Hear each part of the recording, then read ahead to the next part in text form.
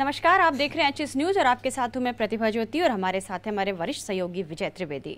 राहुल गांधी के वादों का पिटारा खुल गया है। 2019 का चुनाव जीतना है तो वादे भी ऐसे करने होंगे जिस पर जनता भरोसा करे। कांग्रेस ने अभी घोषणा पत्र जारी किया है और उसका नाम रखा है जन आवाज। ये कई लोगों से बातचीत के बाद, जनता से, कार्यकर्ताओं से, एक्सपर्ट से बातचीत के बाद कांग्रेस का घोषणा पत्र तैयार हुआ है। राहुल ने कहा है हम वादा निभाएंगे। हम बात करते हैं विजय जी से। विजय जी, कांग्रेस की घोषणा पत्र में आपको क्या खास बातें नजर आ रही हैं? सबसे बड़ी बात है कि किसानों पर फोकस है। आपको ध्यान हो कि किसानों को लेकर ही कांग्रेस हमेशा कोशिश करती रही।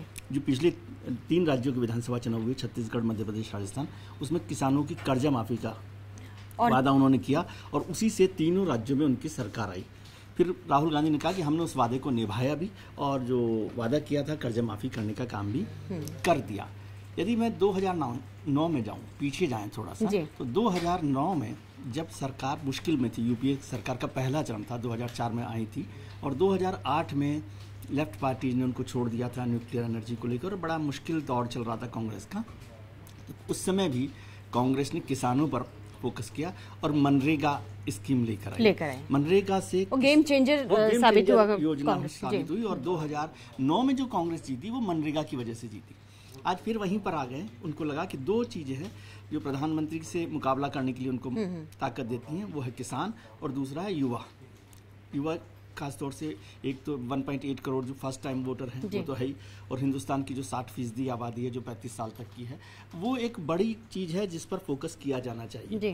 पहली बात उन्होंने की और ये बहुत बड़ी बात की, उन्होंने कहा कि हिंदुस्तान के बजट में किसानों के लिए अलग से बजट। राहुल गांधी किसानों की बात इसलिए कर रहे हैं क्योंकि उनको लग रहा था कि किसान एक ऐसा मुद्दा है जिसको लेकर के चुनाव जीता जा सकता है। किसानों के उन्होंने जिस तरह से कहा कि अब क्रिमिनल ऑफेंस नहीं होगा यदि किसान कर्जा नहीं चुकाएंगे। वो भी बड़ी बात है क्योंकि किसानों की कर्जा माफी के बाद अब उन्होंने देश भर में किसानों की कर्जा माफी की बात नहीं की है, लेकिन उन्होंने कहा कि अगर कर्जा माफी की बात होती है और किसान यदि कर्ज माफ नहीं कर सकते तो जो उन पे आपराधिक मुकदमे दर्ज किए जाते हैं जिसकी वजह से बार बार कहा जाता है कि किसान आत्महत्या कर रहा है, घबरा रहा है, तो उनका एक सिविल सूट होगा। सिविल सूट का मतलब कि उसके लिए पैसा देना होगा, वक्त होगा। तो एक तो रिलीफ है ये किसानों के लिए, क्योंकि जो कई बार कर्ज नहीं चुका पाने के कारण एक आत्महत्या, जो जानते हैं कि किसानों की आत्महत्या की घटनाएं काफी होती हैं कई राज्यों में, तो ये इससे रोक सकता है क्या? कोशिश करने की बात है और उन्होंने कहा है, लेकिन जो बात राहुल गांधी ने जिस तरह से अटैक किया मौजूदा सरकार पे वो था कि हम निभाएंगे जी। वो बार बार कह रहे हैं कि प्रधानमंत्री कोई झूठ नहीं कह रहे हैं, हम झूठ नहीं कह रहे। मैंने बार बार घोषणा कमेटी जो हमारी बनी है, मैनिफेस्टो कमेटी, उसको भी कहा कि घोषणा पत्र में कोई ऐसा शब्द नहीं होना चाहिए जो झूठ हो, मतलब जिसको हम एग्जीक्यूट कर सकें। जैसे उन्होंने कहा कि प्रधानमंत्री ने 2 करोड़ लोगों को रोजगार देने की बात की थी।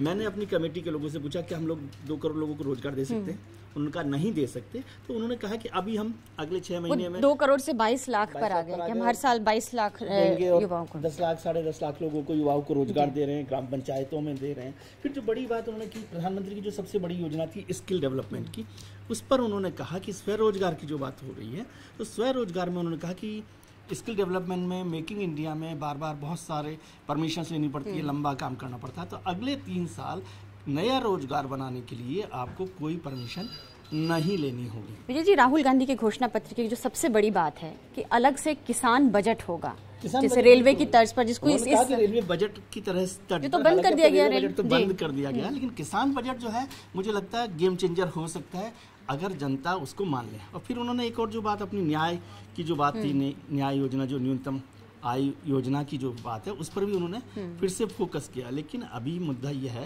कि आज जब राहुल गांधी घोषणा कर रहे हैं तो आपको ये गेम चेंजर लग रहा है जी। अभी बीजेपी का घोषणा पत्र नहीं आया है। बीजेपी का जब घोषणा पत्र आएगा तो मुझे लगता है कि वो इस सब की भी तैयारी करेगी। निश्चित तौर पर बीजेपी इसकी काट तो ढूंढेगी, अपने घोषणा पत्र में ढूंढेंगी और उन सबका भी जवाब देंगे, तो हो सकता है वो भी गेम चेंजर हो। तो चुनावों में वादे जो हैं, घोषणा पत्र हैं, वो गेम चेंजर हो सकते हैं। लेकिन सबसे बड़ी बात है कि जनता उन पर कितना भरोसा करती है। वो ये मानती है कि जो आप वादे कर रहे हैं, क्या वो वादे आप पूरा करेंगे। वैसे राहुल गांधी ने न्याय की बात की, गरीबों की बात की, किसान की बात की, स्वास्थ्य की बात की, शिक्षा की बात की, जो एक मूल मुद्दा है इस देश का, स्वास्थ्य, शिक्षा, गरीबी, उस पर तो फोकस जरूर कर दिया उन्होंने। वो कर दिया, लेकिन मुझे भरोसा तो होना चाहिए कि आप आने वाले हैं जी। यदि आप ये तय कर पाएं अपने वोटर को, अपने आम आदमी को कि भाई हम आएंगे, ये तो सर, ये तो देश की जनता को तय करना है कि वो राहुल गांधी को लेकर आते हैं या वापस से मोदी सरकार आती है। भरोसा तभी होता है आप 2014 को याद कीजिए, 2014 में नरेंद्र मोदी ने जो वादे किए, तो वो माहौल क्यों बना था? क्योंकि लोगों को लगा कि नरेंद्र मोदी आएंगे और वो ये बातें को पूरा करेंगे।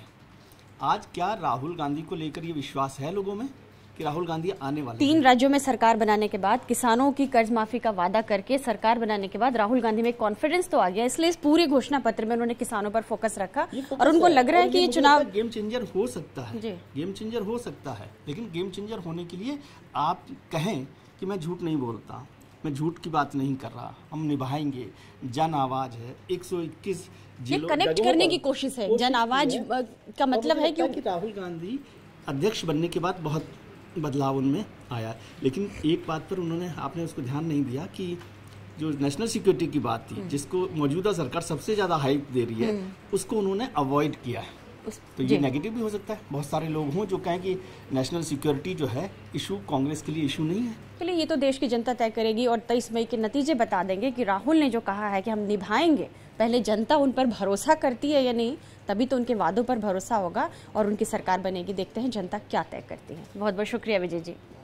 बने रहिए HS न्यूज़ पर हमारे साथ, क्योंकि यहाँ खबरों का सिलसिला कभी रुकता नहीं है। HS न्यूज़, जहाँ खबरों का सिलसिला रुकता नहीं। लेटेस्ट न्यूज़ और अपडेट्स के लिए हमारे YouTube चैनल को सब्सक्राइब करें और बेल आइकन को दबाना ना भूलें।